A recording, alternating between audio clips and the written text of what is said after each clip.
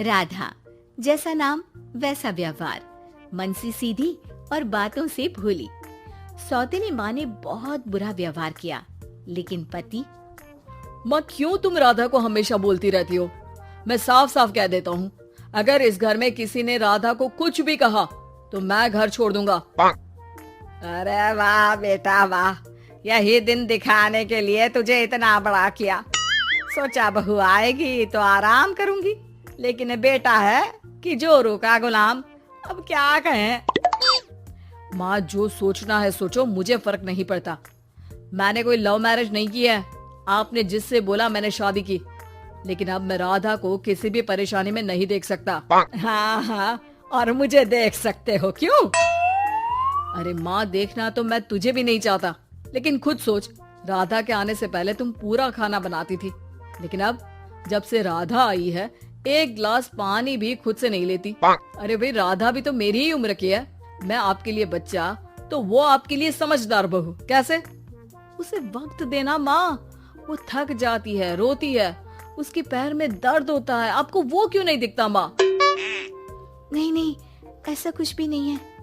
अरे वाह जी वाह, सारी तीली लगा दी। अब बोल रही है कि ना जी ना, कोई बात ना है। तीली? क्या बोल रही हैं आप सासू माँ? अरे राधा, तुम चिंता ना करो। माँ की आदत है हर बात पर ताने देने की। तुम कमरे में जाओ, मैं ग्रीन टी लेकर आ रहा हूँ। सास बेटे की हरकत से आग बबूली हो जाती है। बेटा, तूने आज प्रूव कर दिया कि बेटा कभी अपना नहीं होता।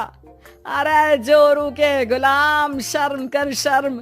तेरी माँ हूँ, सास नहीं जो खरी खोटी सुना रहा है कल की आई दुल्हन के आगे। अरे बहू बनना आसान ना है। बेटा, जो कि अपनी नई नवेली पत्नी पर जान छिड़कता था, माँ की बातों से गुस्सा हो जाता है। माँ, साफ साफ बात करो। तुम राधा को कभी कुछ नहीं कहोगी, इसके लिए मैं क्या कर सकता हूँ? कुछ नहीं कहूंगी। अरे बेटा, बावला हो गया है क्या? तू जिस दिन पैदा हुआ था ना, उसी दिन सोच लिया था मैंने कि तेरी शादी के बाद बहू पर हुक्म चलाऊंगी, पैर दबवाऊंगी, ताने दूंगी और जुल्म भी ढाऊंगी। बाप रे बाप, माँ, आप कैसे ऐसे सोच सकती हो? राधा छोटी है मुझसे भी, और उसके लिए ऐसे सोच। अरे बेटा, एक बेटी का बाप और माँ उससे बचपन से ही सहनशीलता सिखाते हैं, जिससे कि वो कुछ भी सुनने के लिए तैयार रहे।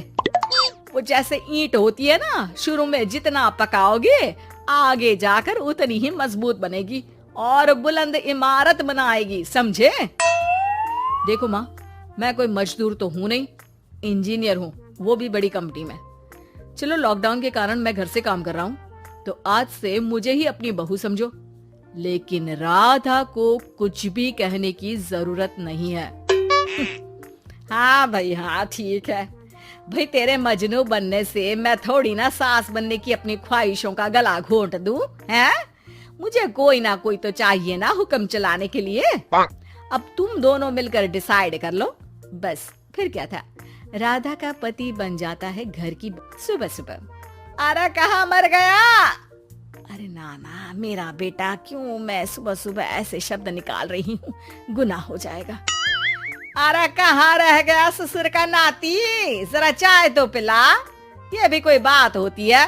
सूरज सर चढ़ गया, लेकिन महाराज जी सो रहे हैं। बेटा पलंग से उठता है। मैं जल्दी से जाकर चाय दे आती हूँ माँ जी को। अरे नहीं, तुम जाओगी तो 4 बात और सुनाएंगी, मैं जा रहा हूँ। बेटा माँ को चाय लाकर देता है कि माँ। अरे देख तो तेरा चेहरा, ना मुंह धोया ना हाथ।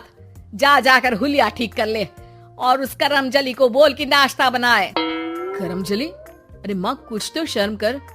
देता हूँ ना मैं तुझे नाश्ता, लेकिन तू राधा के लिए ऐसे गंदे शब्दों का इस्तेमाल नहीं करेगी। बहू की तारीफ बेटी के मुंह से सुनकर सास फिर गुस्सा हो जाती है। अरे जाकर नाश्ता लेकर आ।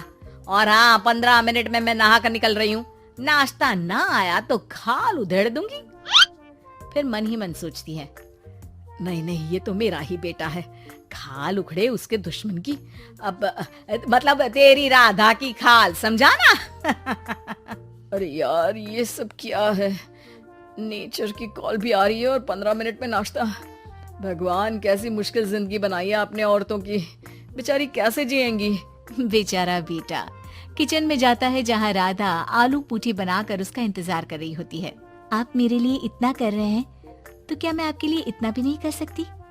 ये लीजिए, नाश्ता बना दिया है, दे आइए माँ जी को। अरे थैंक्स राधा, माँ नहाने गई है, मैं बस अभी आया। ये नाश्ता यहीं रख दो, मैं आकर दे दूंगा माँ को। थोड़ी देर में माँ की आवाज आती है। अरे कहाँ रह गए? 15 मिनट हो गई, नाश्ता कहाँ है? बेटा हाथ में वही आलू पूठी वाली थाली लेकर खड़ा हो जाता है माँ के सामने। ये रहा नाश्ता, लो खाओ। माँ थोड़ा सा खाना खाती है और फिर छी छी, ठंडा खाना, यही सिखाया है तेरी माँ ने? फिर थोड़ा सोचकर रुक जाती है। इसकी माँ तो मैं ही हूँ, खुद पर ही सवाल कर रही हूँ मैं। नाची ना। अरे बेटा, नाश्ता गर्मा गर्म अच्छा लगता है, खास करके पूड़ियाँ। पूड़ी तो छन से छने और टन से प्लेट में आ जाए। देखा माँ, जो बातें आप राधा को सुनाती हो वो अपने बेटे को सुनाने में कितना दुख होता है। तो जैसे आप मुझे सोचती हो वैसा ही राधा को भी समझा करो ना। अरे जितने लाड प्यार से आपने मुझे बड़ा किया, क्या उसकी माँ ने नहीं किया? हाँ हाँ पता है, उपदेश मत दे। लड़की का काम ही क्या होता है? खाना बनाना। और खाना बनाने में कौन सा बड़ा काम है? फिर सारा दिन घर में पलंग ही तो तोड़ना है। अब तू बता, तू अपने से तुलना कैसे कर सकता है उसकी? कर सकता हूँ माँ।